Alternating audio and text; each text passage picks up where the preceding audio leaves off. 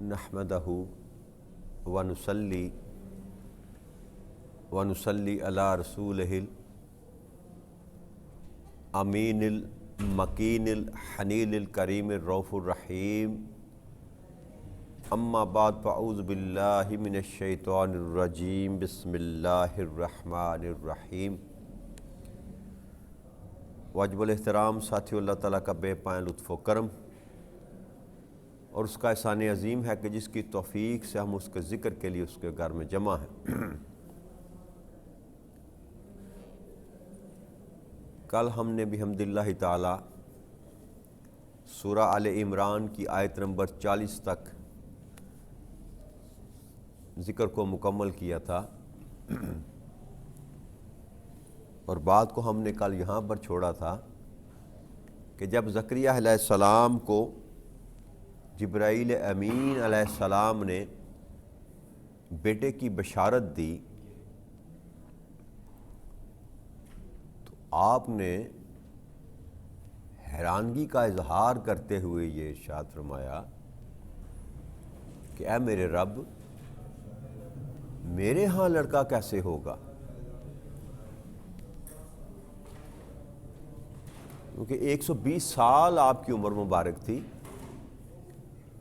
اور 120 سال کی عمر میں عادتاً بچہ پیدا ہونے کا کوئی مکان باقی نہیں رہتا۔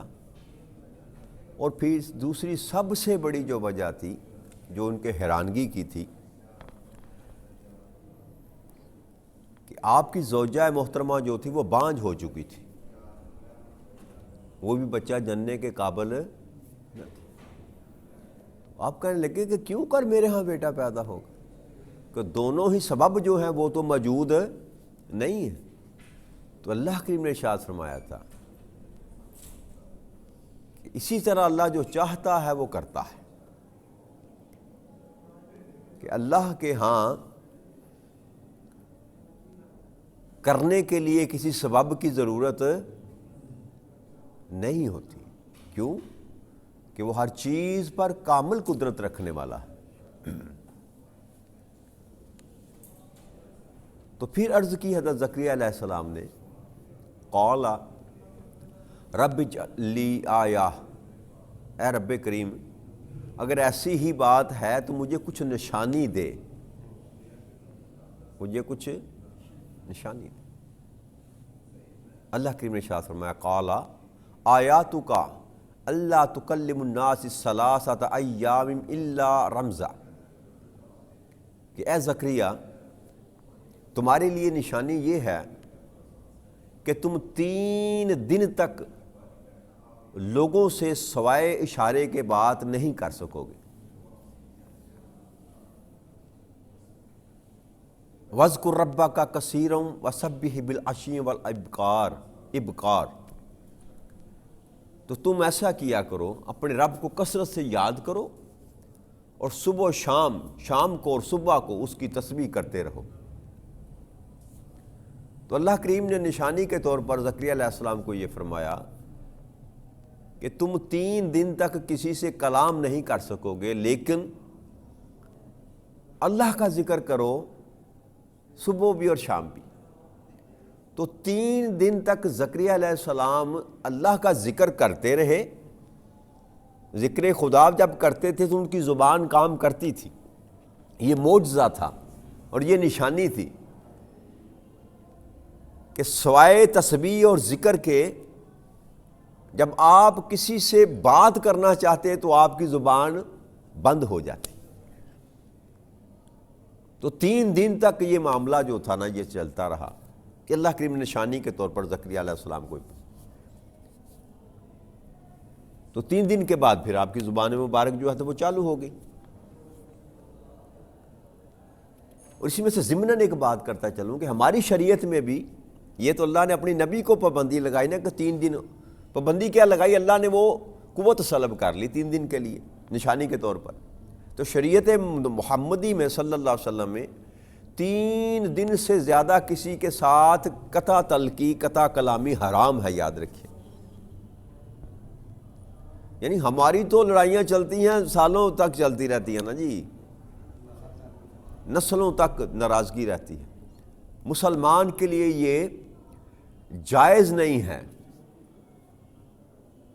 حضرت ابو ایوب رضی اللہ تعالیٰ عنہ فرماتے ہیں، انصاری، کہ آقا کریم صلی اللہ علیہ وسلم نے فرمایا کسی مسلمان کے لیے حلال نہیں کہ وہ بائی کو 3 راتوں سے زیادہ چھوڑے، کہ 3 راتیں گزر جائیں اس کے بعد بھی اگر بندہ کسی مسلمان بھائی سے کلام نہ کرے تو یہ حلال ہی نہیں، حرام ہے نا۔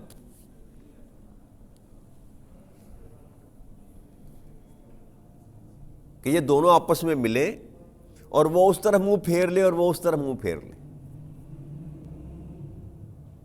تو آقا کریم صلی اللہ علیہ وسلم نے فرمایا کہ تو ان دونوں میں سے جن کا قطع تعلق ہے، ناراضگی ہے، بہتر وہ ہے جو پہلے سلام کرے، پہلے سلام کرے۔ یعنی کہ ناراضگی کو ختم کرنا جو ہے اس میں خیر ہے۔ اس میں پہلی بات تو یہ ہے کہ اگر کلمہ گو ہے، اللہ اور اللہ کی رسول کی ماننے والا ہے، تو پھر تو وہ 3 دن سے زیادہ ناراض رہ سکتا ہی نہیں ہے۔ اگر وہ ناراض ہے تو پھر اللہ اور اللہ کے رسول کے حکم کے وہ خلاف جا رہا ہے۔ اب باقی باتیں جو مرضی کرتا پھرے، یہ نافرمانی اس کے ہر کام کے آڑے آئے گی، ہر کام کے۔ جب آپ نے اللہ اور اللہ کے رسول کو ناراض کر لیا تو پھر باقی عبادات جو ہیں وہ آپ چاہے بے شک کرتے رہیں۔ ایک حد اگر آپ توڑتے ہیں اللہ اور اللہ کے رسول کی تو باقی آپ کی ہوئی عبادات بھی وہ بے معنی ہو جاتی ہیں۔ جب حکم دیا جاتا ہے کسی بات کا تو اس حکم کا انکار جو ہے نا وہ نافرمانی میں آتا ہے، اور اللہ فرماتے ہیں کہ میں نافرمانوں کو پسند نہیں کرتا۔ تو جس کو وہ پسند نہیں کرتا اس کے افعال کو کیسے پسند کرے گا؟ تو ہمیں توجہ کرنی چاہیے اس بات پر۔ ہم اس کو لائٹ لیتے ہیں، ہماری زندگیوں میں ہم نے کبھی اس کو اہمیت نہیں دی۔ اچھا نہیں بلاتا تو نہ بلائیں، جی میں کیوں اس کو بلاؤں؟ یہ جو میں ہے نا اس نے بیڑا غرق کیا انسان کا۔ اور میں تکبر نہبت جو ہے یہ شیطان ڈالتا ہے انسان کے سینے۔ تکبر تو ہے ہی اللہ کی ذات کے لیے، کبریائی تو ہے ہی اللہ کی ذات کے لیے۔ تو یہ جو میں ہے نا، جب یہ انسان کے اندر آتی ہے تو انسان شیطان کا ساتھی بن جاتا ہے۔ تو آقا نے فرمایا کہ تم میں سے بہتر وہ ہے جو پہل کر لے، اپنی انا کو قربان کرے۔ کس کے لیے؟ اللہ کے لیے، اللہ کے رسول کے لیے۔ بس یہ سمجھ کر کہ میرے آقا کریم صلی اللہ علیہ وسلم نے یہ فرمایا ہے کہ بھئی 3 دن سے زیادہ کسی کے ساتھ ناراض نہیں رہنا۔ یہ سمجھ کر، یہ سوچ کر، اگر نسبت ہے، اگر پیار ہے، اگر اتباع اور اطاعت کا آپ دم بھرتے ہیں کہ ہم رسول کے ماننے والے ہیں صلی اللہ علیہ وآلہ وسلم، تو پھر یہ چاہیے کہ چاہے اگلا ناراض ہو بھی، اگلے والا دوست، بھائی، تعلق دار، رشتہ دار، محلے دار، تو آپ اپنا حق ادا کریں امتی ہونے کا، آپ آگے بڑھ کر اس سے سلام لیں۔ اور پھر خالی سلام نہیں، امام احمد رحمہ اللہ فرماتے ہیں کہ خالی سلام نہیں، اسی طرح تعلقات کو جوڑے جیسے ٹوٹنے سے پہلے تھے۔ فقط سلام کر کے جان نہیں چھوٹ جائے گی کہ سلام کر لیا بس ٹھیک ہے جی بس حکم پورا ہو گیا، نا، وہاں تعلقات کو لے کر جائے جہاں خراب ہونے سے پہلے، تب جا کر ایمان کی شرط، اس کو کہتے ہیں حکم کو ماننا۔ تو ضمناً میرے ذہن میں بات آئی، میں نے کہا چلو اس کو جوڑ دیتے ہیں کہ 3 دن سے زیادہ مومن کے لیے یہ جائز نہیں ہے کہ کسی مسلمان بھائی کے ساتھ وہ قطع تلقی کرے۔ آگے اللہ کے ارشاد فرماتے ہیں وَإِذْ قَالَتِ الْمَلَائِكَةُ يَا مَرْيَمُ إِنَّ اللَّهَ اصْطَفَاكَ وَطَهَّرَكَ وَاصْطَفَاكَ عَلَى النِّسَاءِ الْعَالَمِينَ۔ اور جب فرشتوں نے یہ کہا اے مریم، بے شک اللہ نے تمہیں منتخب کر لیا اور تمہیں پاکیزگی عطا کی اور تمہیں آج سارے جہان کی عورتوں پر برگزیدہ کر دیا۔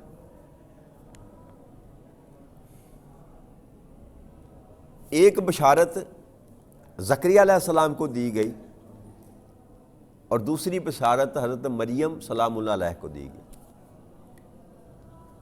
اور فرشتے نے آ کر یہ کہا کہ اللہ کریم نے آپ کو منتخب کر لیا ہے، آپ کا انتخاب کر لیا ہے، اور تمہیں پاکیزگی عطا کی ہے، اور تمہیں آج سارے جہان کی عورتوں پر برگزیدہ کر دیا۔ آقا کریم صلی اللہ علیہ وسلم کا ارشاد گرامی ہے کہ 4 عورتیں تمام عالم کی عورتوں پر افضل ہیں۔ 4 عورتیں تمام عالم کی عورتوں پر افضل اور بہتر ہیں۔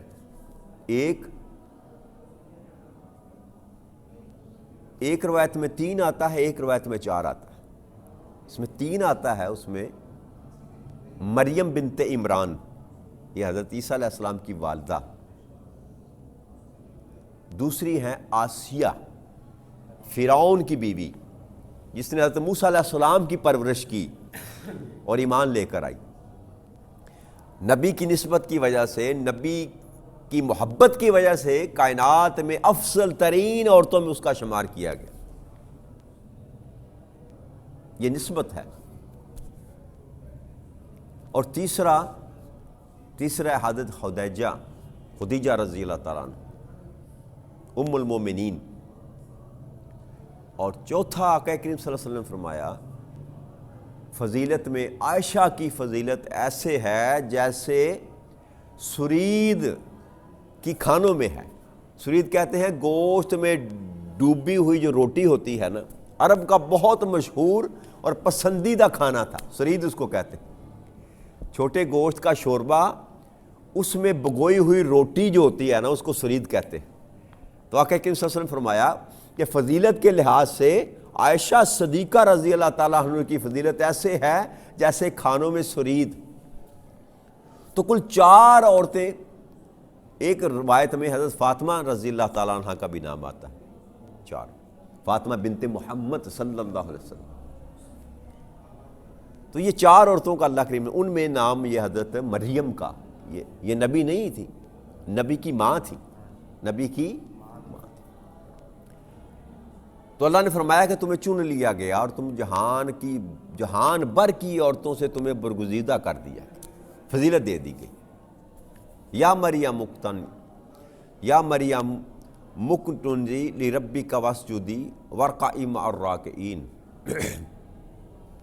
اے مریم اب تم اپنے رب کی بڑی عاجزی سے بندگی بجا لاتی رہو اور سجدہ کرو اور رکوع کرنے والوں کے ساتھ رکوع کیا کرو۔